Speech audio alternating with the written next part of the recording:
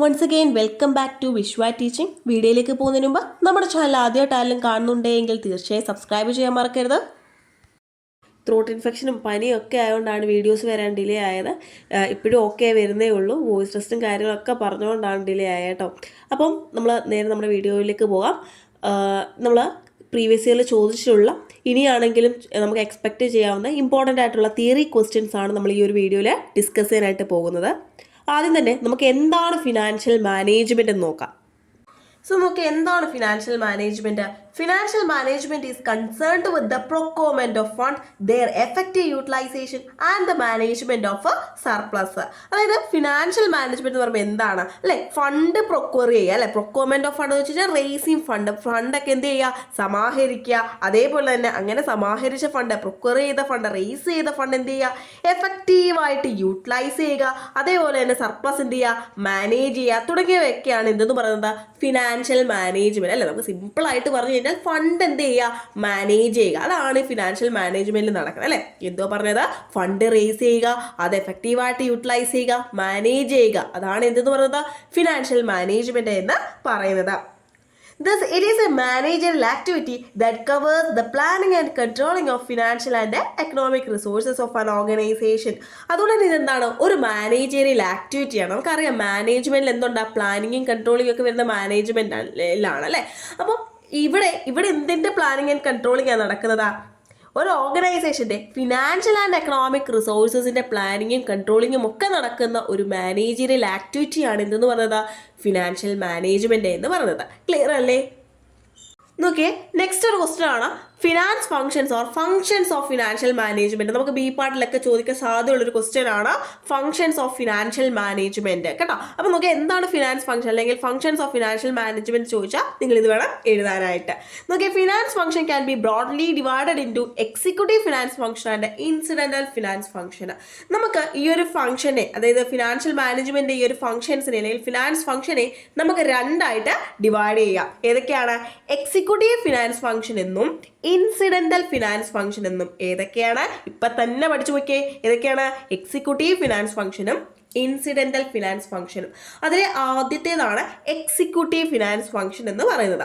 അപ്പം നോക്കിയാൽ major manager financial decisions, അതായത് ഈ എക്സിക്യൂട്ടീവ് ഫിനാൻസ് ഫംഗ്ഷനകത്ത് നമുക്ക് മെയിനായിട്ട് 4 ഡിസിഷനുകളെ പറ്റിയാണ് പഠിക്കാനുള്ളത്. നോക്കിക്കേ, the executive finance function of A firm covers 4 important decision such as. ഏതൊക്കെയാണെന്ന് നോക്കിക്കേ, investment decisions, financial decisions, dividend decisions and working capital management or liquidity decision. ഇങ്ങനെ 4 ഡിസിഷനുകളെ പറ്റിയാണ് നമുക്ക് പഠിക്കാനുള്ളത്. നോക്കി, അതിൽ ആദ്യത്തേതാണ് ഇൻവെസ്റ്റ്മെന്റ് ഡിസിഷൻസ് അഥവാ long term investment decisions or capital budgeting. നമ്മുടെ എ പാർട്ടിൽ കയറി ചോദിക്കാം എന്താണ് ക്യാപിറ്റൽ ബഡ്ജറ്റിംഗ് എന്ന് ചോദിക്കാം. അതേപോലെ നിങ്ങൾ ഈ 4 ഡിസിഷനും അറിഞ്ഞിരിക്കണം കേട്ടോ. 2023 ആണോ 22 ആണോ എന്നറിയില്ല. ഇതുപോലെ ഫിനാൻസ് ആൻഡ് ഡിസിഷൻ എന്താണെന്ന് ചോദിച്ചിട്ടുണ്ടായിരുന്നു. അപ്പം നമ്മൾ ഈ ഓരോ ഡിസിഷനും കയറി ചോദിക്കാൻ സാധ്യതയുണ്ട് എ പാർട്ടിൽ. അപ്പം നിങ്ങൾ അത്യാവശ്യം നന്നായിട്ട് തന്നെ ഇതൊന്ന് അറിഞ്ഞിരിക്കണം കേട്ടോ. അപ്പൊ നോക്കിക്കേ, ഇൻവെസ്റ്റ്മെന്റ് ഡിസിഷൻ അതെന്താ നോക്കിക്കേ, capital budgeting may be defined as the process of long range planning involving investment of current funds efficiently in long term assets whose benefit are expected over a series of future year. എന്ത് പറഞ്ഞേക്കുന്നേ, അതായത് capital budgeting എന്ന് പറയുന്നത് എന്താണ്, ഒരു പ്രോസസ്സാണ് അല്ലെ, ഒരു process of planning ആണ്. അതായത് നമ്മളിവിടെ ലോങ് റേഞ്ച് ഓഫ് പ്ലാനിങ് ആണ് ഇതെന്ന് പറയുന്നത് ക്യാപിറ്റൽ ബഡ്ജറ്റിംഗ് എന്ന് പറയുന്നത്. എന്താ നമ്മളിവിടെ പ്ലാൻ ചെയ്യുന്നതെന്ന് ചോദിച്ചു കഴിഞ്ഞാൽ, നമ്മുടെ കറണ്ട് ഫണ്ട് അല്ലെങ്കിൽ നിലവിലുള്ള ഫണ്ട് നമ്മൾ എങ്ങനെ എഫിഷ്യൻ്റ് ആയിട്ട് ലോങ് ടേം അസറ്റുകളിൽ നമുക്ക് ഇൻവെസ്റ്റ് ചെയ്യാം, അതിൻ്റെ ബെനിഫിറ്റ് അത് എന്തുകൊണ്ടാണ് നമ്മൾ ഇൻവെസ്റ്റ് ചെയ്യുന്നതെന്ന് ചോദിച്ചു കഴിഞ്ഞാൽ നമ്മൾ ഫ്യൂച്ചർ പീരീഡിൽ നമുക്കതിൻ്റെ ബെനിഫിറ്റ് കിട്ടും എന്നുള്ള എക്സ്പെക്റ്റേഷനോട് കൂടിയായിരിക്കും നമ്മൾ എന്ത് ചെയ്യുന്നത്, ലോങ് ടേം അസറ്റുകളിലേക്ക് നമ്മൾ നമ്മുടെ കറണ്ട് ഫണ്ട് ഇൻവെസ്റ്റ് ചെയ്യുന്നത്. എന്തോ പറഞ്ഞത്, ക്യാപിറ്റൽ ബഡ്ജറ്റിംഗ് എന്ന് പറയുന്നതാണ്, അതൊരു ലോങ് റേഞ്ച് പ്ലാനിങ് ആണ്. ഇവിടെ എന്താ നമ്മൾ പ്ലാൻ ചെയ്യുന്നതെന്ന് ചോദിച്ചു കഴിഞ്ഞാൽ, നിലവിലുള്ള നമ്മുടെ കയ്യിലുള്ള ഫണ്ട്, കറണ്ട് ഫണ്ടിനെ നമ്മൾ ലോങ് ടേം അസറ്റുകളിലേക്ക് ഇൻവെസ്റ്റ് ചെയ്യുകയാണ്. എന്ത് എക്സ്പെക്ട് ചെയ്തുകൊണ്ട്, നമുക്ക് ഫ്യൂച്ചർ ഇയേഴ്സിൽ നമുക്ക് ഇതിൻ്റെ ബെനിഫിറ്റ് കിട്ടും എന്നുള്ള എക്സ്പെക്റ്റേഷനോട് കൂടി നമ്മൾ നമ്മുടെ കറണ്ട് ഫണ്ട് എന്ത് ചെയ്യുകയാണ്, ലോങ് ടേം അസറ്റുകളിലേക്ക് ഇൻവെസ്റ്റ് ചെയ്യുകയാണ്. ഇതാണ് നമ്മുടെ ഇൻവെസ്റ്റ്മെന്റ് ഡിസിഷൻ അഥവാ ക്യാപിറ്റൽ ബഡ്ജറ്റിംഗ് എന്ന് പറയുന്നത്. ക്ലിയർ അല്ലേ? സെക്കൻഡ് വൺ ആണ് ഫിനാൻസിങ് ഡിസിഷൻ. നോക്കി എന്താണ് financing decision? Financing decision are concerned with the procurement of required amount of fund at most favourable terms as and when required. നമുക്ക് ആവശ്യമുള്ളപ്പോൾ അല്ലെ ഏറ്റവും ഫേവറബിൾ ടേംസിൽ ഫണ്ട് പ്രൊക്യൂർ ചെയ്യുക, അതാണ് എന്തെന്ന് പറയുന്നത്, അല്ലെങ്കിൽ അതുമായിട്ട് റിലേറ്റ് ചെയ്തിട്ടുള്ള ഡിസിഷൻ ആണ് ഫിനാൻസിങ് ഡിസിഷൻ എന്ന് പറയുന്നത്. നോക്കിയേ, it is the decision regarding when, where and how to procure the required fund at lowest possible cost. ഏറ്റവും പോസിബിൾ ആയിട്ടുള്ള കോസ്റ്റ് ഏറ്റവും കുറഞ്ഞു നിൽക്കുന്ന ആ ഒരു ഇതിൽ എങ്ങനെ, എവിടെ നിന്ന്, എപ്പോൾ നമുക്ക് ഫണ്ട് റേസ് ചെയ്യാം എന്നതിനെ സംബന്ധിക്കുന്ന ഡിസിഷനാണ് ഏതെന്ന് പറയുന്നത് ഫിനാൻസിങ് ഡിസിഷൻ എന്ന് പറയുന്നത്. ക്ലിയർ അല്ലേ? ഇനി നോക്കിക്കേ, അടുത്തതാണ് ഡിവിഡൻഡ് ഡിസിഷൻ. എന്താണ് ഡിവിഡൻഡ് ഡിസിഷൻ എന്ന് പറയുന്നത്? The dividend decisions are related to the management of surplus. Dividend decisions refers to the decisions regarding the dividend payout ratio and retention ratio. എന്താണ് ഡിവിഡൻഡ് ഡിസിഷൻ എന്ന് പറയുന്നത്? ഇത് സർപ്ലസിന്റെ മാനേജ്മെന്റുമായിട്ട് ബന്ധപ്പെട്ടിട്ടുള്ള ഡിസിഷൻസ് ആണ് ഏതെന്ന് പറയുന്നത് ഡിവിഡൻഡ് ഡിസിഷൻ എന്ന് പറയുന്നത്. അപ്പം ഈ ഡിവിഡൻഡ് ഡിസിഷൻ എന്ന് പറഞ്ഞു കഴിഞ്ഞാൽ ഈ ഒരു dividend pay out ratio, retention ratio ഇതുമായിട്ടൊക്കെ ബന്ധപ്പെട്ടിട്ടുള്ള ഡിസിഷനാണ് ഏതെന്ന് പറയുന്നത് ഡിവിഡൻഡ് ഡിസിഷൻ എന്ന് പറയുന്നത്. അപ്പോൾ ഒന്നുമില്ല, ഡിവിഡൻഡ് ഡിസിഷൻ എന്ന് പറഞ്ഞു കഴിഞ്ഞാൽ മാനേജ്മെന്റ് ഓഫ് സർപ്ലസ് അല്ലെ, മാനേജ്മെന്റ് ഓഫ് സർപ്ലസുമായി ബന്ധപ്പെട്ടതാണ് ഡിവിഡൻഡ് ഡിസിഷൻ. ഇത് എന്തിനെയൊക്കെ സംബന്ധിക്കുന്ന ഡിസിഷൻസ് ആണ്? ഡിവിഡൻഡ് പേ ഔട്ട് റേഷ്യോ, അതുപോലെ തന്നെ റിട്ടൻഷൻ റേഷ്യോ. ഇനി ലാസ്റ്റ് ആണ് ഏതെന്ന് പറയുന്നത് ലിക്വിഡിറ്റി ഡിസിഷൻ അഥവാ വർക്കിംഗ് ക്യാപിറ്റൽ മാനേജ്മെന്റ് എന്ന് പറയുന്നത്. അപ്പം നോക്കിക്കേ, working capital management tries to avoid 2 dangers. 2 dangers avoid ചെയ്യാനാണ് എപ്പോഴും എന്ത് ശ്രമിക്കുന്നത്? വർക്കിംഗ് ക്യാപിറ്റൽ മാനേജ്മെന്റ് ശ്രമിക്കുന്നത്. അതെന്തൊക്കെയാണെന്ന് ചോദിച്ചു കഴിഞ്ഞാൽ എക്സസ് വർക്കിംഗ് ക്യാപിറ്റലും ഇനാഡിക്വേറ്റ് വർക്കിംഗ് ക്യാപിറ്റലും. എന്തൊക്കെയാണ് 2 ഡേഞ്ചേഴ്സ്? എക്സസ് വർക്കിംഗ് ക്യാപിറ്റലും inadequate working capital. Working capital കൂടി നിൽക്കുന്ന ഒരു അവസ്ഥ. വർക്കിംഗ് ക്യാപിറ്റൽ കൂടുക എന്ന് പറഞ്ഞു കഴിഞ്ഞാൽ കറന്റ് അസറ്റ് എന്ത് ചെയ്യുക? കൂടുക എന്നുള്ളതാണ്. കറന്റ് അസറ്റ് കൂടിക്കഴിഞ്ഞാൽ നമ്മുടെ പ്രോഫിറ്റിനെ അത് അഡ്വേഴ്സ് ആയിട്ട് അഫക്റ്റ് ചെയ്യും എന്നുള്ളതാണ്. ഇനി ഇനാഡിക്വേറ്റ് വർക്കിംഗ് ക്യാപിറ്റൽ എന്ന് പറഞ്ഞു കഴിഞ്ഞാൽ നമ്മുടെ കറണ്ട് അസറ്റ് എന്ത് ചെയ്യണം? കുറഞ്ഞു നിൽക്കുക എന്നുള്ളതാണ്. അത് ലിക്വിഡിറ്റി സോൾവൻസി പ്രോബ്ലത്തിലേക്കൊക്കെ ലീഡ് ചെയ്യും എന്നുള്ളതാണ്. അപ്പോൾ ഈ ഒരു 2 ഡേഞ്ചേഴ്സ് അവോയ്ഡ് ചെയ്യാനാണ് ഏത് ശ്രമിക്കുന്നത്? വർക്കിംഗ് ക്യാപിറ്റൽ മാനേജ്മെന്റ് ശ്രമിക്കുന്നത്. ഇത് നോക്കിയാൽ working capital management addresses mainly 4 problems four issue. 4 പ്രശ്നങ്ങളാണ് അഡ്രസ് ചെയ്യുന്നത്? വർക്കിംഗ് ക്യാപിറ്റൽ മാനേജ്മെന്റ് ഡീൽ ചെയ്യുന്നത്. ഏതൊക്കെയാണെന്ന് നോക്കിക്കേ. How much to invest in each current assets. എത്ര വെച്ച് നമ്മൾ ഇൻവെസ്റ്റ് ചെയ്യണം കറണ്ട് അസറ്റ്സിൽ. അതേപോലെ നോക്കിക്കേ, how should the current assets be financed or how to finance the working capital. എങ്ങനെ നമുക്ക് വർക്കിംഗ് ക്യാപിറ്റൽ ഫിനാൻസ് ചെയ്യാം, ഇല്ലെങ്കിൽ എങ്ങനെ നമുക്ക് കറണ്ട് അസറ്റ്സ് ഫിനാൻസ് ചെയ്യാം എന്ന് നോക്കുന്നു. ഇനിയോ which are the appropriate sources of short time funds. നമുക്ക് ഷോർട്ട് ടൈം ഫണ്ട്സ് റേസ് ചെയ്യാനുള്ള അപ്രോപ്രിയേറ്റ് ആയിട്ടുള്ള സോഴ്സസ് ഏതൊക്കെയാണ്. ഇനി അടുത്ത് നോക്കിയേ, how to pay the current liabilities as and when due. Current liabilities എപ്പോൾ പേ ചെയ്യാം, എപ്പോൾ ഡ്യൂ ആകും, എപ്പോൾ പേ ചെയ്യണം എന്നുള്ള കാര്യങ്ങളുമായിട്ട് ഡീൽ ചെയ്യുന്നത്. അപ്പോൾ ഇത്തരത്തിലുള്ള 4 പ്രോബ്ലംസുമായിട്ടാണ് ഏത് ഡീൽ ചെയ്യുന്നത്? വർക്കിംഗ് ക്യാപിറ്റൽ മാനേജ്മെന്റ് അഡ്രസ്സ് ചെയ്ത് അല്ലെങ്കിൽ അഡ്രസ്സ് ചെയ്യുന്ന 4 പ്രശ്നങ്ങൾ അല്ലെങ്കിൽ പ്രോബ്ലംസ് എന്ന് പറയുന്നത് ഇതാണ്. ഇനി നോക്കിക്കേ, രണ്ടാമത്തെ ഫംഗ്ഷനാണ് ഇൻസിഡന്റൽ ഫിനാൻസ് ഫംഗ്ഷന്. നോക്കിക്കേ, അതിനെ ഓക്സിലറി റുട്ടീൻ ഫിനാൻസ് ഫംഗ്ഷൻസ് എന്ന് പറയുന്നു. നോക്കിക്കേ, these are routines and recurring functions that are necessary to carry out the functions at executive level. Executive ലെവൽസിലെ ഫംഗ്ഷൻസ് ക്യാരി ഔട്ട് ചെയ്യാൻ വേണ്ടി ആവശ്യമായിട്ടുള്ള റുട്ടീനായിട്ടുള്ള റെക്കറിംഗ് ആയിട്ടുള്ള ഫംഗ്ഷൻസ് ആണ്. അതായത് ഡെയിലി നടക്കുന്ന ഫംഗ്ഷൻസ് ആണ് ഇതെന്ന് പറയുന്നത് ഇൻസിഡന്റൽ ഫിനാൻസ് ഫംഗ്ഷൻ എന്ന് പറയുന്നത്. Since most of these are not managerial functions, these can be delegated to clerical staffs under the supervision of the executive staffs. അതായത് ഈ വർക്കുകളിൽ ഈ ഫംഗ്ഷൻസ് നമുക്ക് നമ്മുടെ ക്ലറിക്കൽ സ്റ്റാഫ്സിലേക്കൊക്കെ ഡെലിഗേറ്റ് ചെയ്യാവുന്നതാണ്. ആറ് സൂപ്പർവിഷനോട് കൂടി എക്സിക്യൂട്ടീവ് സ്റ്റാഫ്സിൻ്റെ സൂപ്പർവിഷനിലൂടെ, നിരീക്ഷണത്തിലൂടെ നമുക്ക്, അല്ലെങ്കിൽ അവരെ സൂപ്പർവൈസ് ചെയ്തുകൊണ്ട് ഇവരുടെ അതായത് ക്ലറിക്കൽ സ്റ്റാഫ്സിലേക്ക് നമുക്ക് ഈ ഒരു ഫംഗ്ഷൻ ഡെലിഗേറ്റ് ചെയ്യാവുന്നതാണ്. ഇനി നോക്കിക്കേ, ഇനി എന്തൊക്കെയാണ് ആ ഒരു റുട്ടീൻ അല്ലെങ്കിൽ മെയിൻ ഫംഗ്ഷൻസ് അല്ലെങ്കിൽ ഇൻസിഡന്റൽ ഫിനാൻസ് ഫംഗ്ഷൻസ് എന്ന് നോക്കിക്കേ. എന്തൊക്കെയാണ് ആ ഒരു ഇൻസിഡന്റൽ ഫംഗ്ഷൻസ് എന്ന സൂപ്പർവിഷൻ ഓഫ് ഈ cash receipts and cash disbursement. ക്യാഷ് റെസിപ്റ്റ്സുകളും ക്യാഷ് ഡിസ്ബേഴ്സ്മെന്റ്സിൻ്റെയൊക്കെ സൂപ്പർവിഷന്, അതേപോലെ തന്നെ safeguarding of cash balance അല്ലെ ക്യാഷ് ബാലൻസിന്റെ safeguarding, custody and safeguarding of important documents related to ownership of fixed assets and fixed fixed assets and financial assets, അതായത് shares, debentures, insurance policy പോലെയുള്ള financial അസറ്റുകളുടെയും അതുപോലെ തന്നെ fixed അസറ്റ്സിൻ്റെയൊക്കെ ഓണർഷിപ്പുമായിട്ട് ഉടമസ്ഥതയുമായി ബന്ധപ്പെട്ടിട്ടുള്ള പ്രധാനപ്പെട്ട ഡോക്യുമെൻറ്റുകൾക്കാണ് അല്ലേ അതിൻ്റെയൊക്കെ കസ്റ്റഡിയും അതേപോലെ എൻ്റെ സേഫ് ഗാർഡിങ്ങും ഒക്കെ സംബന്ധിച്ചിട്ടുള്ള കാര്യങ്ങൾ.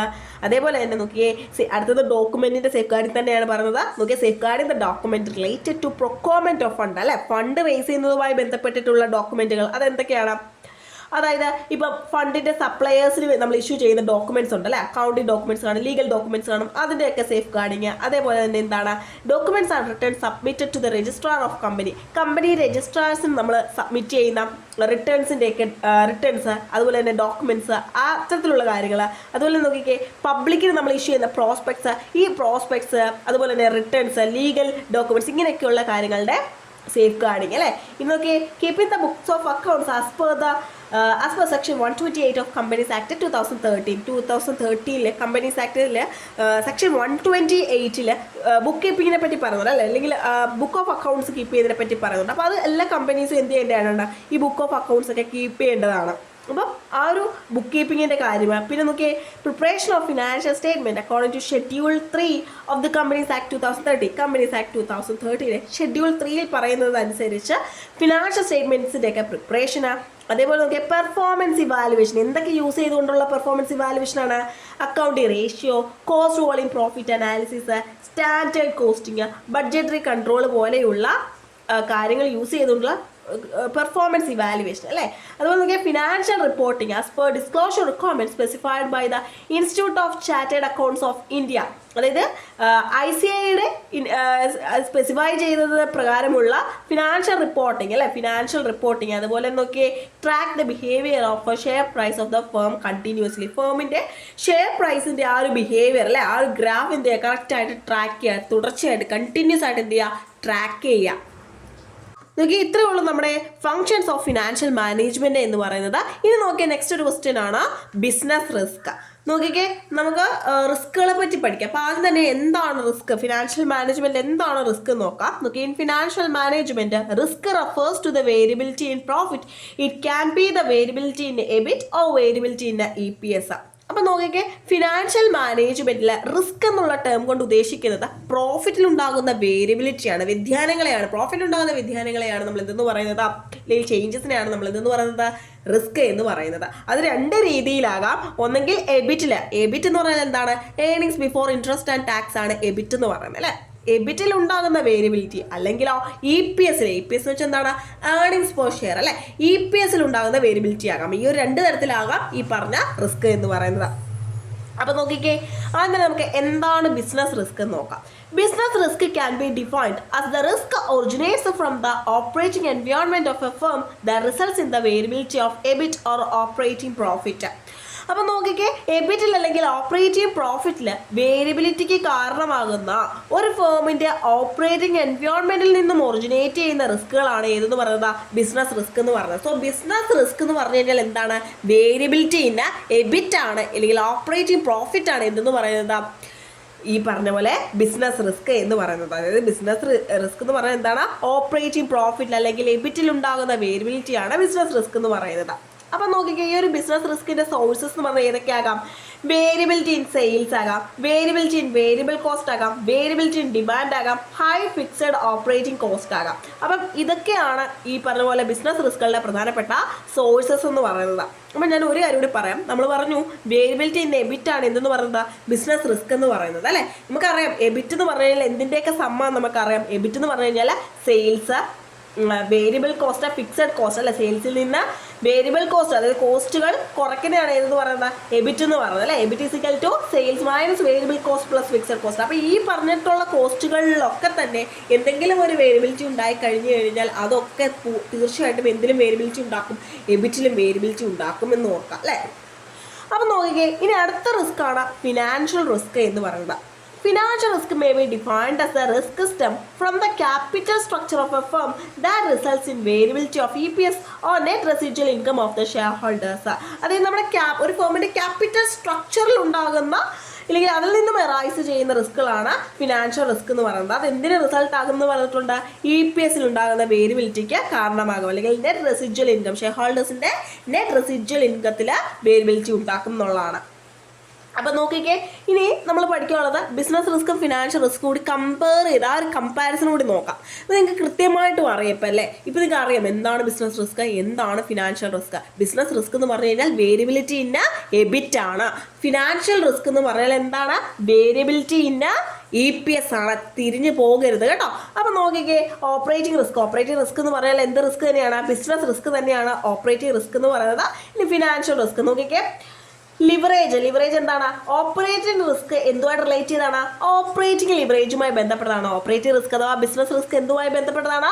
ഓപ്പറേറ്റിംഗ് ലിവറേജുമായി ബന്ധപ്പെട്ടതാണ്. നമ്മൾ അപ്പം തന്നെ പഠിച്ചപ്പോൾ നമ്മൾ പറഞ്ഞതാണ് അല്ലേ, variability in EBIT or operating profit നമ്മൾ പറഞ്ഞായിരുന്നു അല്ലേ.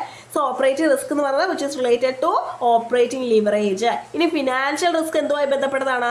ഫിനാൻഷ്യൽ ലിവറേജ്, ആ പേര് പോലെ തന്നെ ഫിനാൻഷ്യൽ ലിവറേജുമായി ബന്ധപ്പെട്ടതാണ്. ഏതെന്ന് പറയുന്നത്? ഫിനാൻഷ്യൽ റിസ്ക് എന്ന് പറയുന്നത്. ഇനി വേരിയബിലിറ്റിയാണ്, നമുക്കറിയാം, നമ്മൾ പലതവണ റിപ്പീറ്റ് ചെയ്തു. ബിസിനസ് റിസ്ക് അഥവാ ഓപ്പറേറ്റിംഗ് റിസ്ക് എന്ന് പറയുന്നത് it is a variability in EBIT എന്ന് വെച്ചാൽ earnings before interest and tax ആണ്. ഫിനാൻഷ്യൽ റിസ്കോ EPS, ഏർണിങ്സ് പെർ ഷെയറിന്റെ വേരിയബിലിറ്റി ആണ് ഇതെന്ന് പറയുന്നത് ഫിനാൻഷ്യൽ റിസ്ക് എന്ന് പറയുന്നത്. ഇനി ബാലൻസ് ഷീറ്റ് ഇത് എവിടെയൊക്കെയാണ് കാണിക്കുന്നത്? ബിസിനസ് റിസ്ക് അഥവാ ഓപ്പറേറ്റിംഗ് റിസ്ക് എന്ന് പറയുന്നത് വിച്ച് ഇസ് റിലേറ്റഡ് ടു അസറ്റുമായി ബന്ധപ്പെട്ടതാണ് ഈ പറഞ്ഞ പോലെ ബിസിനസ് റിസ്ക് അഥവാ ഓപ്പറേറ്റിംഗ് റിസ്ക് എന്ന് പറയുന്നത്. ഫിനാൻഷ്യൽ റിസ്ക് എന്ന് പറഞ്ഞു കഴിഞ്ഞാൽ ലൈബിലിറ്റിയുമായി ബന്ധപ്പെട്ടതാണ് ഏതെന്ന് പറയുന്നത്? ഫിനാൻഷ്യൽ റിസ്ക് എന്ന് പറയുന്നത്. ഇനി നേച്ചർ എടുക്കുകയാണെങ്കിൽ ഓപ്പറേറ്റിംഗ് റിസ്ക് എന്ന് പറയുന്നത് അൺഅവോയ്ഡബിൾ ആണ്, നമുക്ക് ഒഴിവാക്കാൻ പറ്റാത്തവയാണ്. അതുകൊണ്ട് ഫിനാൻഷ്യൽ റിസ്ക് എന്ന് പറയുന്നത് അവോയ്ഡബിൾ ആണ്. ഇനി ഇത് ഓപ്പറേറ്റിംഗ് റിസ്ക് ഉണ്ടാകാനുള്ള കോസസ് എന്തൊക്കെയാണ്? Variability in sales and cost, സെയിൽസിലും കോസ്റ്റിലും ഉണ്ടാകുന്ന വേരിയബിലിറ്റിയാണ്. നമ്മൾ പറഞ്ഞല്ലേ, എബിറ്റ് എന്ന് പറഞ്ഞു കഴിഞ്ഞാൽ സെയിൽസിൽ നിന്ന് sales minus variable cost plus fixed cost ആണ് നമ്മൾ പറഞ്ഞത് അല്ലേ. അപ്പോൾ അത്തരത്തിലുള്ള കോസ്റ്റുകളിലും സെയിൽസിലും ഉണ്ടാകുന്ന വേരിയബിലിറ്റി കൊണ്ടുണ്ടാകുന്ന റിസ്ക് ആണ് ഏതെന്ന് പറയുന്നത്? ഓപ്പറേറ്റിംഗ് റിസ്ക് അഥവാ ബിസിനസ് റിസ്ക് എന്ന് പറയുന്നത്. ഇനി ഫിനാൻഷ്യൽ റിസ്ക് എന്ന് പറയുന്നത് എന്താണ് അതിന്റെ കോസ്? ഫിക്സഡ് ഫിനാൻഷ്യൽ ചാർജസ് ആണ് അതിന്റെ കോസ് ആയിട്ട് പറയുന്നത്. ഇനി കൺട്രോൾ ആണ്, ഇവിടെ നമുക്ക് വലിയ കൺട്രോൾ ഒന്നും ഇല്ല, ലെസ് കൺട്രോളബിൾ ആണ്. ഇതോ മോർ കൺട്രോളബിൾ ആണ് ഏതെന്ന് പറയുന്നത്? ഫിനാൻഷ്യൽ റിസ്ക് എന്ന് പറയുന്നത്. ഓക്കെ, നെക്സ്റ്റ് ഒരു ക്വസ്റ്റ്യൻ ആണ്, എന്താണ് ബോണസ് ഷെയർ എന്നുള്ളത്. നോക്കിക്കേ, എന്താണ് bonus share? Bonus shares refers to the shares issued at free of cost to the existing shareholders in proportion to the shares already held by them in the company. അതായത് കമ്പനിയിൽ അവർ already hold ചെയ്യുന്ന ഷെയർസിന് ആനുപാതികമായിട്ട് പ്രപ്പോർഷനായിട്ട് നിലവിലുള്ള share ഹോൾഡേഴ്സിന്, അതാണ് നിങ്ങൾ not ചെയ്യേണ്ടത്. Bonus shares ആർക്കാണ് നമ്മൾ issue ചെയ്യുന്നത്? എക്സിസ്റ്റിംഗ് ഷെയർ ഹോൾഡേഴ്സിനാണ്. നിലവിലുള്ള ഷെയർ ഹോൾഡേഴ്സിന് അവർ ആ കമ്പനിയിൽ ഹോൾഡ് ചെയ്യുന്ന ഷെയർസിന് പ്രപ്പോർഷനേറ്റ് ആയിട്ട് എന്ത് ചെയ്യുന്നു? അത് ഫ്രീ ഓഫ് കോസ്റ്റ് അല്ലേ, കോസ്റ്റ് ഒന്നുമില്ലാതെ നമ്മൾ എന്ത് ചെയ്യുന്നു? ഷെയർസ് ഇവരിലേക്ക് ഇഷ്യൂ ചെയ്യുന്നു. അതാണ് ബോണസ് ഷെയർസ് എന്ന് പറഞ്ഞത്. ബോണസ് ഷെയർസ് ആർക്കാണ് ഇഷ്യൂ ചെയ്യുന്നത്?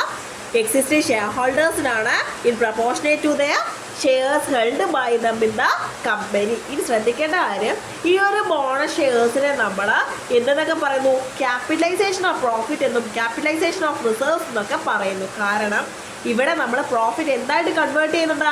പെയ്ഡ് അപ്പ് ക്യാപിറ്റലായിട്ട് കൺവേർട്ട് ചെയ്യുന്നു. അങ്ങനെ പെയ്ഡ് അപ്പ് ക്യാപിറ്റലായിട്ട് കൺവേർട്ട് ചെയ്തത് കൊണ്ട് തന്നെ ഇതിനെ ക്യാപിറ്റലൈസേഷൻ ഓഫ് പ്രോഫിറ്റ് എന്നോ ക്യാപിറ്റലൈസേഷൻ ഓഫ് റിസർവ്സ് എന്നൊക്കെ പറയുന്നു. നോക്കി, നെക്സ്റ്റ് നമ്മൾ നോക്കാൻ പോകുന്നത് advantages and disadvantages of bonus issue ആണ്. നോക്കി, നമ്മൾ ബോണസ് ഷെയർസ് ഇഷ്യൂ ചെയ്യുന്ന സമയത്ത് കമ്പനിക്കും അതേപോലെ തന്നെ ഷെയർ ഹോൾഡേഴ്സിനും അതിൻ്റെ പ്രയോജനമുണ്ട് എന്നുള്ളതാണ്. ആദ്യം തന്നെ ഷെയർ ഹോൾഡേഴ്സിന് എന്തൊക്കെയാണ് ഈ ഒരു ബോണസ് ഇഷ്യൂ കൊണ്ടുള്ള അഡ്വാൻറ്റേജസ് നോക്കാം. There is no consideration involve in a bonus issue.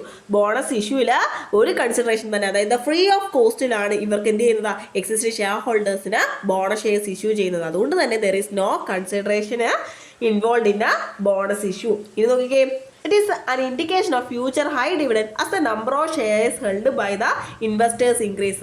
അതായത് ഇൻവെസ്റ്റേഴ്സ് ഹോൾഡ് ചെയ്യുന്ന ഷെയറുകളുടെ എണ്ണം കൂടുന്നത് കൊണ്ട് തന്നെ ഫ്യൂച്ചറിൽ ഇവർക്ക് ഉയർന്ന ഡിവിഡൻഡ് കിട്ടാനുള്ള സാധ്യതയുണ്ട്. കാരണം അവരുടെ ആകെയുള്ള ഷെയറുകളുടെ എണ്ണം അല്ലേ കൂടുകയാണ്. അപ്പോൾ അതുകൊണ്ട് തന്നെ ഫ്യൂച്ചറിൽ അവർക്ക് കിട്ടാവുന്ന ഡിവിഡൻഡും എന്ത് ചെയ്യാം? കൂടിയേക്കാം അല്ലേ.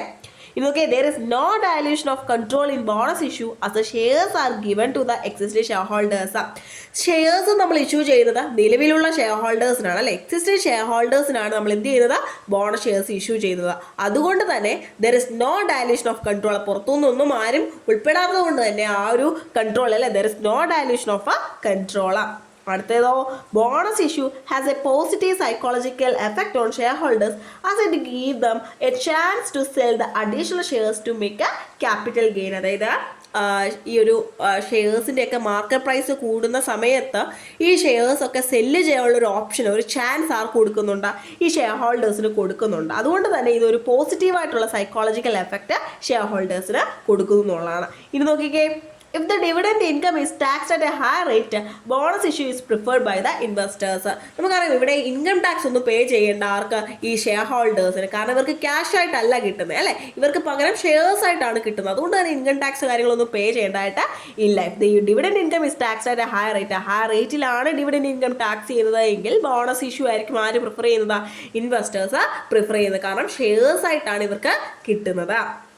ഇത് ക്ലിയർ അല്ലേ? ഇനി നോക്കി, കമ്പനിക്ക് എന്തൊക്കെയാണ് ഇതിൻ്റെ ഒരു അഡ്വാൻറ്റേജ് ആയിട്ട് വരുന്നത്, കമ്പനിക്ക് എന്താണ് പ്രയോജനം. The issue of bonus shares doesn't affect the liquidity position of the company. കമ്പനിയുടെ ലിക്വിഡിറ്റി പൊസിഷനെ ഒട്ടും തന്നെ എന്ത് ബാധിക്കുന്നില്ല, ബോണസ് ഷെയർസ് ഇഷ്യൂ ചെയ്യുന്നത് ബാധിക്കുന്നില്ല എന്നുള്ളതാണ്. കാരണം നമുക്കറിയാം അഡീഷണൽ പ്രോഫിറ്റ് ഉള്ളതുകൊണ്ടാണ് നമ്മൾ എന്ത് ചെയ്യുന്നത്, ബോണസ് ഷെയർസ് ഇഷ്യൂ ചെയ്യുന്നത് അല്ലേ. It allows the company to preserve cash so that profitable investment opportunities can be tapped without much difficulties. Cash preserve ചെയ്യാൻ കമ്പനി അലൗ ചെയ്യുന്നില്ലേ, അതുകൊണ്ട് തന്നെ പ്രോഫിറ്റബിൾ ആയിട്ടുള്ള ഇൻവെസ്റ്റ്മെന്റ് ഓപ്പർച്യൂണിറ്റീസ് ഉണ്ടാകുന്ന സാഹചര്യത്തിൽ അതൊക്കെ ഒരു ഡിഫിക്കൽറ്റിയും ഇല്ലാതെ, ഒരു ബുദ്ധിമുട്ടും ഇല്ലാതെ ടാപ്പ് ചെയ്യാനായിട്ട് കമ്പനിക്ക് സാധിക്കും എന്നുള്ളതാണ്. സോ നോക്കിക്കേ, നെക്സ്റ്റ് നോക്കിക്കേ, it is the only way to satisfy the shareholders when the company has restrictions regarding cash dividend payment which is imposed by lenders. അതായത് ലെൻഡേഴ്സൊക്കെ കൊണ്ട് ഇപ്പം കമ്പനിക്ക് എന്താണ് ചില റെസ്ട്രിക്ഷൻസ് ഉണ്ട് ക്യാഷ് ഡിവിഡൻഡ് പേയ്മെന്റ് കൊടുക്കാനായിട്ട്. ഇപ്പം ക്യാഷ് ആയിട്ട് ഡിവിഡൻഡ് പേയ്മെന്റ് നടത്താൻ കമ്പനിക്ക് റെസ്ട്രിക്ഷൻസ് ഉള്ള സാഹചര്യത്തിൽ ഷെയർ ഹോൾഡേഴ്സിനെ സാറ്റിസ്ഫൈ ഉള്ള ഒരു ഓൺലി വേ എന്ന് പറയുന്നത് ഏതാണ്, ബോണസ് ഷെയർസിന്റെ ഇഷ്യൂ ആണ്. ഇനി നോക്കിയേ, by the issue of bonus shares EPS of the company reduces on account of increased number of shares, therefore workers may not demand wage hike. അതായത് നമുക്കറിയാം ബോണസ് ഷെയർസ് ഇഷ്യൂ ചെയ്യുമ്പോൾ ഷെയറുകളുടെ എണ്ണം എന്ത് ചെയ്യാണ്, കൂടുകയാണ്. ഷെയറുകളുടെ എണ്ണം കൂടുന്നത് കൊണ്ട് തന്നെ കമ്പനിയുടെ EPS എന്ത് ചെയ്യും, കുറയും എന്നുള്ളതാണ്. കമ്പനിയുടെ EPS കുറയുമ്പോൾ വർക്കേഴ്സ് എന്ത് ചെയ്യും, വർക്കേഴ്സ് ഈ വേജ് ഹൈക്ക് ഒന്നും ഡിമാൻഡ് ചെയ്യത്തില്ല. ഇനി നോക്കിക്കേ, issue bonus shares will reduce the market price of shares because of increased supply of shares. As a result the marketability of the shares will increase as low priced shares are more affordable to ordinary investors. അതായത് bonus shares issue ചെയ്യുന്നത് കൊണ്ട് തന്നെ എന്ത് ചെയ്യും, supply of shares എന്ത് ചെയ്യും, കൂടും അല്ലേ. ഷെയറിൻ്റെ സപ്ലൈ കൂടുകയാണ്. അപ്പോൾ ഷെയറിൻ്റെ സപ്ലൈ കൂടുമ്പം അതിൻ്റെ പ്രൈസ് എന്ത് ചെയ്യും, കുറയും അല്ലേ. ഷെയറിൻ്റെ മാർക്കറ്റ് പ്രൈസ് എന്ത് ചെയ്യും, കുറയുമെന്നുള്ളതാണ്. അപ്പോൾ ഷെയറിൻ്റെ മാർക്കറ്റ് പ്രൈസ് കുറയുന്നത് കൊണ്ട് തന്നെ ഓർഡിനറി ഇൻവെസ്റ്റേഴ്സിനെ സംബന്ധിച്ച് ഇത് കൂടുതൽ അഫോർഡബിൾ ആകും. കാരണം ലോ പ്രൈസ്ഡ് ഷെയർസ് ആണ്, അപ്പോൾ കൂടുതൽ അഫോർഡബിൾ ആകും. അപ്പം അതുകൊണ്ട് തന്നെ എന്ത് ചെയ്യും, ഇത് ഷെയറിൻ്റെ മാർക്കറ്റബിലിറ്റി എന്ത് ചെയ്യുന്നു, കൂട്ടുന്നു എന്നുള്ളതാണ്. ശ്രദ്ധിക്കുക, പ്രൈസ് കുറയുമ്പോൾ, ഷെയറിന്റെ പ്രൈസ് കുറയുമ്പോൾ ഓർഡിനറി ഇൻവെസ്റ്റേഴ്സിനെ സംബന്ധിച്ച് ഇത് അഫോർഡബിൾ ആവുകയും അങ്ങനെ ഷെയറിന്റെ മാർക്കറ്റബിലിറ്റി എന്ത് ചെയ്യും, കൂടും എന്നുള്ളതാണ്. അപ്പോൾ ഇത്രയുമാണ് അഡ്വാൻറ്റേജസ് ടു ദ കമ്പനി എന്ന് പറയുന്നത്. അപ്പോൾ ഇതോടെ അഡ്വാൻറ്റേജസ് തീർന്നിരിക്കുകയാണ്. ഇനി നമ്മൾ ഡിസഡ്വാൻറ്റേജസ് നോക്കുകയാണ്. Disadvantages of A bonus share നോക്കിക്കേ. ഡിസഡ്വാൻറ്റേജസിലെ ഫസ്റ്റ് പോയിന്റ് ആണ്, it is just an accounting transfer and the share holders wealth remains unaffected. ഇതൊരു അക്കൗണ്ടിങ് ട്രാൻസ്ഫർ മാത്രമാണ് അല്ലേ. ഷെയർ ഹോൾഡേഴ്സിന്റെ വെൽത്തിനെ ഇത് അഫക്റ്റ് ചെയ്യുന്നുണ്ടോ, ഇല്ല. ഷെയർ ഹോൾഡേഴ്സിന്റെ വെൽത്തിനെ ഇത് വലിയ രീതിയിലൊന്നും ബാധിക്കുന്നൊന്നുമില്ല. ഇനിയോ, the market price may comes down due to bonus issue. Bonus issue കാരണം മാർക്കറ്റ് പ്രൈസ്, ഷെയർസിന്റെ മാർക്കറ്റ് പ്രൈസ് എന്ത് ചെയ്യുന്നു, കുറയുന്നു എന്നുള്ളതാണ്. ഇത് നമ്മൾ അഡ്വാൻറ്റേജസിൽ ജസ്റ്റ് ഒന്ന് പറഞ്ഞായിരുന്നു അല്ലേ. The proportionate ownership of shareholders in the company does not change because of bonus issue. ഈ ഒരു ബോണസ് ഇഷ്യൂ കൊണ്ട് കമ്പനിയിലുണ്ടാകുന്ന അല്ലെങ്കിൽ കമ്പനിയിലുള്ള ഷെയർ ഹോൾഡേഴ്സിൻ്റെ ഓണർഷിപ്പിൽ ആ ഒരു അനുപാതത്തിലൊന്നും, അതായത് ആ ഒരു ഓണർഷിപ്പിൻ്റെ പ്രൊപ്പോർഷനേറ്റിലൊന്നും ഒരു ചേഞ്ചും സംഭവിക്കുന്നില്ല, ഒരു മാറ്റവും സംഭവിക്കുന്നില്ല എന്നുള്ളതാണ്. The reduction in EPS may affect the PE ratio of company. ഈ ഏർണിങ്സ് പെർ ഷെയർ കമ്പനിയുടെ EPS കുറയുന്നത് കൊണ്ട് തന്നെ അത് എന്തിനെ ബാധിക്കും? കമ്പനിയുടെ PE റേഷ്യോയെ എന്ത് ചെയ്യുന്നു? അഫക്റ്റ് ചെയ്യുന്നു എന്നുള്ളതാണ്. It is more costly to administer the cash dividend as it involves the issue of shares. ഷെയറിന്റെ ഇഷ്യൂവും കൂടി ഉൾപ്പെട്ടിട്ടുള്ളത് കൊണ്ട് തന്നെ ക്യാഷ് ഡിവിഡൻഡിനേക്കാൾ ഇത് കൂടുതൽ കോസ്റ്റ്ലിയാണ്. കാരണം ഷെയർ ഒക്കെ ഇഷ്യൂ ചെയ്യുക എന്ന് പറഞ്ഞു കഴിഞ്ഞാൽ it is more costly than cash dividend എന്നുള്ളതാണ്. It encourages speculation in the market which is not desirable. ഇത് സ്പെക്കുലേഷൻ ഒക്കെ എൻകറേജ് ചെയ്യുന്നു. സ്പെക്കുലേഷൻ എന്ന് പറഞ്ഞാൽ എന്താണ്? ഈ ഊഹക്കച്ചവടം എന്നൊക്കെ പറയത്തില്ലേ, അപ്പോൾ അതൊക്കെ എൻകറേജ് ചെയ്യുന്നു. അത് അത്ര ഡിസൈറബിൾ ആയിട്ടുള്ള കാര്യമല്ല അല്ലേ? It is not desirable. അപ്പം അത്തരത്തിലുള്ള സ്പെക്കുലേഷൻ ഒക്കെ എൻകറേജ് ചെയ്യുന്നു. ഇങ്ങനെ 5 ഡിസഡ്വാൻറ്റേജസ് ആണ് നമുക്ക് പഠിക്കാനുള്ളത്. നെക്സ്റ്റ് ഒരു ഇമ്പോർട്ടൻറ്റ് ടോപ്പിക്കാണ് സ്റ്റോക്ക് സ്പ്ലിറ്റും റിവേഴ്സ് സ്പ്ലിറ്റും. അപ്പം ഈ ഒരു സ്റ്റോക്ക് സ്പ്ലിറ്റും റിവേഴ്സ് സ്പ്ലിറ്റും നമ്മളോട് A പാർട്ടിൽ കയറി ചോദിക്കാം. അതേപോലെ തന്നെ B പാർട്ടിൽ ഇതിൻ്റെ അഡ്വാൻറ്റേജസും ചോദിച്ചിട്ടുണ്ട് മുൻ വർഷങ്ങളിൽ. അപ്പോൾ ഈ ഒരു വർഷവും നമുക്കിത് എക്സ്പെക്ട് ചെയ്യാവുന്നതാണ് കേട്ടോ. അപ്പോൾ നോക്കി എന്താണ് സ്റ്റോക്ക് സ്പ്ലിറ്റ് എന്ന് പറഞ്ഞു കഴിഞ്ഞാൽ stock split is the conversion of larger denomination shares into smaller denomination of shares. അതായത് ലാർജ് ഡിനോമിനേഷനുള്ള ഷെയർസിനെ നമ്മൾ സ്മോൾ ഡിനോമിനേഷനുള്ള ഷെയർസ് ആയിട്ട് എന്ത് ചെയ്യണം? കൺവേർട്ട് ചെയ്യണം അല്ലേ? ലാർജ് ടു സ്മോൾ ആണ് ഏതെന്ന് പറയുന്നത് സ്റ്റോക്ക് സ്പ്ലിറ്റ് എന്ന് പറയുന്നത്. നിങ്ങൾക്ക് തിരിഞ്ഞു പോകാനുള്ള സാധ്യത വളരെ കൂടുതലായിട്ട് ഈ ഒരു സ്റ്റോക്ക് സ്പ്ലിറ്റും റിവേഴ്സ് സ്റ്റോക്ക് സ്പ്ലിറ്റും. സ്റ്റോക്ക് സ്പ്ലിറ്റ് ഒക്കെ പഠിക്കുക, അതിന് നേരെ റിവേഴ്സ് ആണ്, അതിന് നേരെ തിരിച്ചിട്ടത് അല്ലെങ്കിൽ ക്വൈറ്റ് ഓപ്പോസിറ്റ് ആണ് ഏതെന്ന് പറയുന്നത് റിവേഴ്സ് സ്പ്ലിറ്റ് എന്ന് നോക്കുക കേട്ടോ. അപ്പോൾ സ്റ്റോക്ക് സ്പ്ലിറ്റ് എന്ന് പറയുന്നത് എന്താണ്? Conversion of larger denomination shares into smaller denomination of shares. It is also called subdivision of shares. ഇവിടെ നമ്മൾ ഷെയർസിനെ എന്ത് ചെയ്യാണ്? ഡിവൈഡ് ചെയ്യുകയാണ്. അപ്പോൾ അതുകൊണ്ട് തന്നെ ഇതിന് എന്തെന്നും പറയാം? സബ് ഡിവിഷൻ ഓഫ് ഷെയർസ് എന്നും സ്റ്റോക്ക് സ്പ്ലിറ്റിനെ പറയാം. സ്റ്റോക്കിനെ അല്ലേ, ഷെയറിനെ നമ്മൾ ഇവിടെ എന്ത് ചെയ്യണം? സ്പ്ലിറ്റ് ചെയ്യാണ്, മുറിക്കുകയാണ്. അതായത് ഇപ്പോൾ ഫോർ എക്സാമ്പിൾ 10 രൂപ വാല്യൂ ഉള്ള ഒരു ഷെയർ, 10 രൂപ വാല്യൂ ഉള്ള ഒരു ഷെയർ, ആ ഷെയറിനെ നമ്മൾ ഡിവൈഡ് ചെയ്ത് 2 ആക്കുന്നു. ഇപ്പോൾ ഒരു ഷെയറിന്റെ വാല്യൂ എന്ന് പറയുന്നത് എത്രയാണ്? 5 രൂപ വരുന്ന 2 ഷെയർസ് ആക്കി മാറ്റുകയാണ്. മനസ്സിലായോ? 10 രൂപയുള്ള ഒരു ഷെയറിനെ നമ്മൾ ഡിവൈഡ് ചെയ്ത് 2 ആക്കുന്നു. ഇപ്പോൾ ഒരു ഷെയറിന്റെ വാല്യൂ എന്ന് പറയുന്നത് എത്രയാണ്? 5 ആണ്. മനസ്സിലായോ? നേരത്തെ ഒരു ഷെയറിന്റെ പ്രൈസ് എന്ന് പറയുന്നത് എത്രയായിരുന്നു? 10 രൂപയായിരുന്നു. ഇപ്പോൾ ഒരു ഷെയറിന്റെ പ്രൈസ് എന്ന് പറയുന്നത് എത്രയാണ്? 5 രൂപയാണ് അല്ലേ? ഇവിടെ ഷെയറുകളുടെ എണ്ണം കൂടുന്നുണ്ട് അല്ലേ? 10 രൂപയുടെ ഒരു ഷെയറിനെ ഞാൻ ഡിവൈഡ് ചെയ്ത് എത്ര ആക്കി? 2 ഷെയർ ആക്കി. ഒരെണ്ണത്തിന്റെ വില എത്രയാണ്? ഇപ്പോൾ 5 രൂപയാണ്. അപ്പോൾ ഇവിടെ ഇപ്പോൾ എത്ര ഷെയർസ് ഉണ്ട്? നിലവിൽ 2 ഷെയർസ് ഉണ്ട്. അപ്പോൾ ഷെയറുകളുടെ എണ്ണം എന്ത് ചെയ്തു? കൂടി എന്നുള്ളതാണ്. പക്ഷേ അതിന്റെ ഡിനോമിനേഷൻ കൂടിയോ? ഇല്ല, ഡിനോമിനേഷൻ എന്ത് ചെയ്തു? കുറഞ്ഞു. നേരത്തെ 10 രൂപയായിരുന്നു ഒരു ഷെയറിന്, ഇപ്പോൾ ഒരു ഷെയറിന് എത്രയാണ്? 5 രൂപയാണ്. മനസ്സിലായോ? ലാർജർ ഡിനോമിനേഷൻ ഓഫ് ഷെയർസിനെ എന്ത് ചെയ്യുന്നു? സ്മോളർ ഡിനോമിനേഷൻ ഓഫ് ഷെയർസ് ആക്കി കൺവേർട്ട് ചെയ്യുന്നു. അത് തന്നെയാണ് ഇവിടെ പറയുന്നത് കണ്ടോ. For example, division of 1 share of ₹10 share into 2 shares of ₹5. There is no cash flow involved in stock split, but the number of shares get increased. ഇവിടെ cash flow ഒന്നും നടക്കുന്നില്ല, പക്ഷെ ഇവിടെ എന്ത് ചെയ്യുന്നുണ്ട്? ഷെയറുകളുടെ എണ്ണം എന്ത് ചെയ്യുന്നുണ്ട്? കൂടുന്നുണ്ട്. നിങ്ങൾക്ക് മനസ്സിലായോ എന്താണ് സ്റ്റോക്ക് സ്പ്ലിറ്റ് എന്ന് പറഞ്ഞു കഴിഞ്ഞാൽ? ലാർജർ ഡിനോമിനേഷൻ ഓഫ് ഷെയർസിനെ എന്ത് ചെയ്യുന്നു? സ്മോളർ ഡിനോമിനേഷൻ ഓഫ് ഷെയർസ് ആയിട്ട് കൺവേർട്ട് ചെയ്യുന്നു. അപ്പോൾ അതിന് എക്സാമ്പിൾ ആയിട്ട് നിങ്ങൾ ഈ ഒരു 10 രൂപയുടെ ഷെയറിന്റെ വാല്യൂ ഷെയർന്ന് ഓർത്താൽ മതി. ഇനി നമ്മൾ റിവേഴ്സ് സ്റ്റോക്ക് സ്പ്ലിറ്റ് ആണ് പഠിക്കാൻ പോകുന്നത്. Reverse stock split is the opposite of A stock split. It is the conversion of smaller denomination of shares into larger denomination of shares. നമ്മൾ പഠിച്ച സ്റ്റോക്ക് സ്പ്ലിറ്റിന് ക്വൈറ്റ് ഓപ്പോസിറ്റ് ആയിട്ടുള്ള കാര്യമാണ് റിവേഴ്സ് സ്പ്ലിറ്റ് എന്ന് പറഞ്ഞു കഴിഞ്ഞാൽ. ഇവിടെ നമ്മൾ എന്തിലേക്കാണ് കൺവേർട്ട് ചെയ്യുന്നത്? സ്മോളർ ഡിനോമിനേഷൻ ഓഫ് ഷെയർസിനെ ലാർജർ ഡിനോമിനേഷൻ ഓഫ് ഷെയർസ് ആയിട്ടായിരിക്കും കൺവേർട്ട് ചെയ്യുന്നത്. എന്താണ് പറഞ്ഞത്? സ്മോളർ ഡിനോമിനേഷൻ ഓഫ് ഷെയർസിനെ ലാർജർ ഡിനോമിനേഷൻ ഓഫ് ഷെയർസ് ആയിട്ടായിരിക്കും ഇവിടെ കൺവേർട്ട് ചെയ്യുന്നത്. It is also called consultation of shares. മറ്റേനെ നമ്മൾ എന്തുവായിരുന്നു പറഞ്ഞത്? സ്റ്റോക്ക് സ്പ്ലിറ്റിനെ നമ്മൾ എന്തോ പറഞ്ഞത്? സബ് ഡിവിഷൻ ഓഫ് ഷെയർസ് എന്നാണ്. ഇവിടെയോ റിവേഴ്സ് സ്റ്റോക്ക് സ്പ്ലിറ്റിനെ നമ്മൾ എന്തോ പറഞ്ഞത്? അല്ലെങ്കിൽ റിവേഴ്സ് സ്പ്ലിറ്റിനെ നമ്മൾ എന്തോ പറയുന്നത്? കൺസോൾട്ടേഷൻ ഓഫ് ഷെയർസ് അല്ലേ? അതായത് for example, conversion of 5 shares of ₹2 each into 1 share of ₹10 each. അതായത് 2 രൂപ വാല്യൂ ഉള്ള 10 ഷെയർസ് അല്ലേ, 5 ഷെയർസ് അല്ലേ, 2 രൂപ വിലയുള്ള ഒരു ഷെയറിന്റെ വാല്യൂ എത്രയാണ്? 2 രൂപയാണ്. അപ്പോൾ 2 രൂപ വരുന്ന 5 ഷെയർസിനെ നമ്മൾ എന്ത് ചെയ്തു? കൺസോൾട്ടേറ്റ് ചെയ്ത് ഒരൊറ്റ ഷെയർ ആക്കുന്നു. ഇപ്പോൾ ഒരു ഷെയറിന്റെ വാല്യൂ എന്ന് പറയുന്നത് എത്രയാണ്? 10 രൂപയാണ്. മനസ്സിലായോ? ഒരു ഷെയറിന്റെ വാല്യൂ 2 രൂപയായിരുന്നു. അങ്ങനെ എത്ര ഷെയർസ് ഉണ്ട്? 5 ഷെയർസ് ഉണ്ട്. ഇതിനെല്ലാം കൺസോൾട്ടേറ്റ് ചെയ്ത് ഒറ്റ ഷെയർ ആക്കി ഇപ്പോൾ ഒരു ഷെയറിന്റെ വാല്യൂ എന്ന് പറയുന്നത് എത്രയാണ്? 10 ആണ്. അപ്പോൾ 2 രൂപയിൽ നിന്ന് ഇപ്പോൾ ഒരു ഷെയറിന്റെ വാല്യൂ എത്രയാണ്? 10 ആണ്. അപ്പോൾ സ്മോളർ ഡിനോമിനേഷനിൽ നിന്ന് ഇപ്പോൾ എത്രയായി? ലാർജർ ഡിനോമിനേഷനിലായി. പക്ഷേ ഇവിടെ ഷെയറുകളുടെ എണ്ണം കുറഞ്ഞില്ലേ? നേരത്തെ 5 ഉണ്ടായിരുന്നു, ഇപ്പം എത്രയേ ഉള്ളൂ? 1 ഉള്ളൂ. മനസ്സിലായോ? ഇവിടെ എന്ത് ചെയ്തിട്ടുണ്ട്? There is no cash flow involve in reverse split but the number of shares get reduced. ഇവിടെയും ക്യാഷ് ഫ്ലോ ഒന്നും നടക്കുന്നില്ല, പക്ഷേ ഷെയറുകളുടെ എണ്ണം ഇവിടെ കുറഞ്ഞു. സ്റ്റോക്ക് സ്പ്ലിറ്റിൽ ഷെയറുകളുടെ എണ്ണം കൂടുകയും റിവേഴ്സ് സ്പ്ലിറ്റിൽ എന്ത് ചെയ്യുന്നു? ഷെയറുകളുടെ എണ്ണം കുറയുകയും ചെയ്യും. ഇതൊന്ന് ഓർത്ത് വെച്ചേക്ക് കേട്ടോ. നോക്കിയേ, next advantages of stock split ആണ്. നോക്കിയേ, stock split increases the number of shares available for trading in the market and thus it enhances liquidity in the market. നമ്മൾ ഓൾറെഡി പറഞ്ഞ കാര്യം തന്നെയാണ് ഈ ഫസ്റ്റ് പോയിന്റിൽ പറയുന്നത്. നമ്മൾ പറഞ്ഞല്ലേ, സ്റ്റോക്ക് സ്പ്ലിറ്റ് ഷെയറുകളുടെ എണ്ണം കൂട്ടുന്നു അല്ലേ? അപ്പോൾ ഷെയറുകളുടെ എണ്ണം കൂടുമ്പോൾ സ്വാഭാവികമായിട്ടും അവിടെ എന്ത് സംഭവിക്കുന്നു? ലിക്വിഡിറ്റി ഇത് എൻഹാൻസ് ചെയ്യുന്നു എന്നുള്ളതാണ്. നെക്സ്റ്റ് നോക്കിയേ, existing share holders get additional shares without any investment so that they can on extra shares.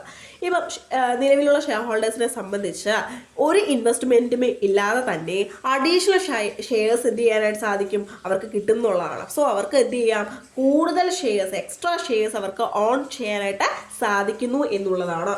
Next നോക്കിക്കേ, it is a clear signal that the company is having tremendous growth and the same will continue. ഈ ഒരു stock split എന്നുള്ളത് എന്തിൻ്റെ സിഗ്നലാണ്? Company ഒരു tremendous ഗ്രോത്തിലാണ്, അല്ലെങ്കിൽ ഒരു tremendous growth കമ്പനിക്ക് ഉണ്ട് എന്നതിൻ്റെ ഒരു സിഗ്നലാണ് ഇതെന്ന് പറയുന്നത് സ്റ്റോക്ക് സ്പ്ലിറ്റ് എന്ന് പറയുന്നത്. ആൻഡ് ഇറ്റ് വിൽ കണ്ടിന്യൂ, അല്ലെ, തുടരും എന്നുള്ള ഒരു അസംഷനാണ് ഇവിടെ പോകുന്നത്.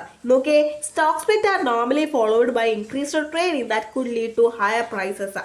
അപ്പം ഒരു ഇൻക്രീസ്ഡ് ട്രേഡിങ്ങിനെ ഫോളോ ചെയ്തുകൊണ്ടാണ് സ്റ്റോക്ക് സ്പ്ലിറ്റ് നോർമലി നടക്കാറ്. അപ്പം അത് എന്തിലേക്ക് ലീഡ് ചെയ്യുമെന്ന് പറഞ്ഞിട്ടുണ്ട്? ഹയർ പ്രൈസസിലേക്ക് ലീഡ് ചെയ്യുന്നുള്ളതാണ്. ഇനി നോക്കിക്കേ, market participants have the perception that stock split is resorted when the shares are highly valued. അതായത് ഒരു മാർക്കറ്റ് പാർട്ടിസിപ്പൻസിനെ സംബന്ധിച്ച് അവരുടെ ഒരു പെർസെപ്ഷൻ, സ്റ്റോക്ക് സ്പ്ലിറ്റിനെ പറ്റിയുള്ള ഒരു പെർസെപ്ഷൻ എന്ന് വെച്ച് കഴിഞ്ഞാൽ ഷെയർസ് ഹൈലി വാല്യൂഡ് ആയിരിക്കുമ്പോഴാണ് സ്റ്റോക്ക് സ്പ്ലിറ്റ് റിസോർട്ട് ചെയ്യുക എന്നുള്ള പെർസെപ്ഷനാണ് ആർക്കുള്ളത്? മാർക്കറ്റ് പാർട്ടിസിപ്പൻസിനെ സംബന്ധിച്ച്. അപ്പോൾ അത് സ്വാഭാവികമായിട്ടും ഒരു അഡ്വാൻറ്റേജ് തന്നെയാണ്. As a result of stock സ്പ്ലിറ്റിൻ്റെ ഫലമായിട്ട് സ്റ്റോക്ക് എന്ത് ചെയ്യുന്നു? Stock become affordable for small ഇൻവെസ്റ്റേഴ്സിനെ സംബന്ധിച്ച് കൂടുതൽ അഫോർഡബിൾ ആണ്. കാരണം എന്താണ്? ലാർജ് ഡിനോമിനേഷൻസിനെ കൺവേർട്ട് ചെയ്ത് സ്മോളർ ഡിനോമിനേഷൻസ് ആക്കുന്നു അല്ലേ? അപ്പോൾ അതുകൊണ്ട് തന്നെ ഈ ഒരു സ്മോളർ ഡിനോമിനേഷൻ ആയതുകൊണ്ട് തന്നെ അത്തരത്തിലുള്ള ഷെയർസ് ആർക്ക് വാങ്ങാനായിട്ട് സാധിക്കും? നോർമൽ അല്ലേ, അല്ലെങ്കിൽ ആരൊക്കെ സാധിക്കും എന്ന് പറയുന്നുണ്ട്? സ്മോൾ ഇൻവെസ്റ്റേഴ്സിന് സാധിക്കുമെന്ന് പറഞ്ഞിട്ടുണ്ട്. നെക്സ്റ്റ് നോക്കിയേ, it encourage comfortable and convenient trading of the company ഷെയർസിൻ്റെ കംഫർട്ടബിൾ ആയിട്ടുള്ള കൺവീനിയൻ്റ് ആയിട്ടുള്ള ട്രേഡിംഗ് ഇത് എൻകറേജ് ചെയ്യുന്നു. ഇനി ഡിസഡ്വാൻറ്റേജസിലേക്ക് വരികയാണെങ്കിൽ നോക്കിക്കേ, due to increased trading and price fluctuation the stock may become volatile in the market. അതായത് ട്രേഡിംഗ് കൂടുന്നത് കൊണ്ടും അതേപോലെ തന്നെ പ്രൈസ് ഫ്ലക്ച്വേഷൻസും കാരണം ഈ ഒരു സ്റ്റോക്ക് എന്താകാം? വോളറ്റൈൽ ആകാം. നോക്കിക്കേ, it increases more speculative activity in the മാർക്കറ്റിൽ സ്പെക്കുലേറ്റീവ് ആക്ടിവിറ്റി കൂടാനുള്ള സാധ്യതയുണ്ട് അല്ലേ? Stock split involves different cost such as legal expenses, accounting formalities and the cost of notifying the shareholders about the split. അതായത് ഈ ഒരു stock സ്പ്ലിറ്റിനകത്ത് ഒരുപാട് വ്യത്യസ്തമായിട്ടുള്ള കോസ്റ്റുകൾ ഉൾപ്പെട്ടിട്ടുണ്ട് എന്നുള്ളതാണ്. ലീഗൽ കോസ്റ്റ്, അക്കൗണ്ടിംഗ് ഫോർമാലിറ്റി, അങ്ങനെയുള്ള ഒരുപാട് കോസ്റ്റുകൾ ഇതിനകത്ത് ഉൾപ്പെട്ടിട്ടുണ്ട്. ഈ പറഞ്ഞിട്ടുള്ള സ്റ്റോക്ക് സ്പ്ലിറ്റിനകത്ത് ഉൾപ്പെട്ടിട്ടുണ്ട്. അതൊരു ഡിസഡ്വാൻറ്റേജ് ആണ്. ഇനി നോക്കിക്കേ, ഇനി നമ്മൾ റിവേഴ്സ് സ്റ്റോക്ക് സ്പ്ലിറ്റിനെ പറ്റി പഠിച്ചു അല്ലേ? അതിൻ്റെ അഡ്വാൻറ്റേജ് നോക്കിക്കേ, it helps the company to avoid delisting from the stock എക്സ്ചേഞ്ചിൽ നിന്നുമുള്ള ഡീലിസ്റ്റിംഗ് അവോയ്ഡ് ചെയ്യാനായിട്ട് കമ്പനിയെ സഹായിക്കുന്നു. അതേപോലെ നോക്കിക്കേ, since share price increases because the reverse split, the low quality impression can be avoided. അതായത് ഷെയർ പ്രൈസ് കൂടുന്നത് കൊണ്ട് തന്നെ ഈ ഒരു റിവേഴ്സ് സ്പ്ലിറ്റ് കാരണം ഷെയർ പ്രൈസ് കൂടുന്നത് കൊണ്ട് തന്നെ ലോ ക്വാളിറ്റി ഇംപ്രഷൻ നമുക്ക് എന്ത് ചെയ്യാനായിട്ട് സാധിക്കും? അവോയ്ഡ് ചെയ്യാനായിട്ട് സാധിക്കും. കാരണം നമ്മൾ ഓൾറെഡി പറഞ്ഞല്ല, റിവേഴ്സ് സ്പ്ലിറ്റ് അല്ലെങ്കിൽ റിവേഴ്സ് സ്റ്റോക്ക് സ്പ്ലിറ്റ് എന്ന് പറഞ്ഞാൽ എന്താണ്? കൺസോൾട്ടേഷൻ ഓഫ് ഷെയർസ് ആണ്. അതായത് കൊച്ചു ഡിനോമിനേഷനുള്ള ഷെയർസിനെ നമ്മൾ എന്തായിട്ട് കൺവേർട്ട് ചെയ്യുന്നു? ലാർജ് ഡിനോമിനേഷനിലേക്ക് കൺവേർട്ട് ചെയ്യുന്നു. അപ്പോൾ ആ ഒരു ലോ ക്വാളിറ്റി ഇംപ്രഷൻ നമുക്ക് എന്ത് ചെയ്യാനായിട്ട് സാധിക്കും? അവോയ്ഡ് ചെയ്യാനായിട്ട് സാധിക്കും എന്നുള്ളതാണ്. Since it attracts large institutional investors, the situation of scattered shareholder base can be avoided. This helps in a speedy decision making. ഇത് ലാർജ് ഇൻസ്റ്റിറ്റ്യൂഷണൽ ഇൻവെസ്റ്റേഴ്സിനെ ആയിരിക്കും അട്രാക്ട് ചെയ്യുന്നത്. കാരണം നോർമലായിട്ടുള്ള സ്മോൾ ഇൻവെസ്റ്റേഴ്സിനെ സംബന്ധിച്ച് അവർക്ക് ഇതൊട്ടും അഫോർഡബിൾ അല്ല. കാരണം ലാർജ് ഡിനോമിനേഷൻ ആണ്, അതുകൊണ്ട് അവർക്ക് ഇത് അഫോർഡബിൾ അല്ല. അപ്പം ലാർജ് ഇൻസ്റ്റിറ്റ്യൂഷൻ ഇൻവെസ്റ്റേഴ്സിനെ സംബന്ധിച്ച് അവർക്ക് അഫോർഡബിൾ ആണ്. അതുകൊണ്ട് തന്നെ അവരിത് വാങ്ങുകയും അതിന് ഫലമായിട്ട് ഇത് നമുക്ക് സ്കാറ്റേർഡ് ഷെയർ ഹോൾഡർ ബേസ് എന്ത് ചെയ്യാനായിട്ട് സാധിക്കും, അവോയ്ഡ് ചെയ്യാനായിട്ട് സാധിക്കും. അതായത് പല ബേസിസിലുള്ള ഷെയർ ഹോൾഡേഴ്സ് നമുക്ക് എന്ത് ചെയ്യാം, അവോയ്ഡ് ചെയ്യാം അല്ലേ. ഇപ്പോൾ ഉള്ളതെല്ലാം എന്താണ്, ലാർജ് ഇൻസ്റ്റിറ്റ്യൂഷൻ ഇൻവെസ്റ്റേഴ്സ് ആണ്. സോ അതുകൊണ്ട് തന്നെ സ്പീഡി ഡിസിഷൻ മേക്കിംഗ് ഒക്കെ പോസിബിൾ ആണ് എന്നുള്ളതാണ്. ലാസ്റ്റ് പോയി നോക്കിയേ, it attract attention from a stock market analyst and influential investors. Influential ഇൻവെസ്റ്റേഴ്സിൻ്റെയും മാർക്കറ്റ് അനലിസ്റ്റുകളുടെയും ഒക്കെ അറ്റൻഷൻ അട്രാക്ട് ചെയ്യാനായിട്ട് സാധിക്കുന്നുള്ളതാണ്. ഇനി നെക്സ്റ്റ് ഡിസഡ്വാൻറ്റേജ് ആണ്. നോക്കിയേ, the main problem of reverse stock split is that it reduces the liquidity of shares in the market. Liquidity കുറയ്ക്കുന്നു എന്നുള്ളതാണ് അല്ലേ. നെക്സ്റ്റ് നോക്കിക്കേ, most often it leads to accumulation of stock by large investors and retail investors stands to lose. അതായത് പലപ്പോഴും ഈ ഒരു stock കൂടുതൽ, നമ്മൾ നേരത്തെ ആ ഒരു അഡ്വാൻസ് നമ്മൾ പറഞ്ഞായിരുന്നു അല്ലേ, ഇത് കൂടുതൽ അഫോർഡബിൾ ആയിട്ടുള്ള അല്ലെങ്കിൽ ഇത് പർച്ചേസ് ചെയ്യാൻ സാധിക്കുന്ന ആർക്ക് മാത്രമാണ്, ലാർജ് ഇൻവെസ്റ്റേഴ്സിനെ സംബന്ധിച്ച് അവർക്ക് മാത്രമാണ്, അല്ലെങ്കിൽ ലാർജ് ഇൻസ്റ്റിറ്റ്യൂഷൻ ഇൻവെസ്റ്റേഴ്സിന് മാത്രമാണ് ഇത് അഫോർഡബിൾ. സ്മോൾ ഇൻവെസ്റ്റേഴ്സിനെ സംബന്ധിച്ച് അവർക്ക് തൊട്ടും അഫോർഡബിൾ അല്ല. അപ്പം അവരെന്ത് ചെയ്യും, ദേ സ്റ്റാൻഡ്സ് ടു ലൂസ് അല്ലെ. അസന്തി ലാർജ് ഇൻവെസ്റ്റേഴ്സിനെ സംബന്ധിച്ചോ leads to accumulation of stock.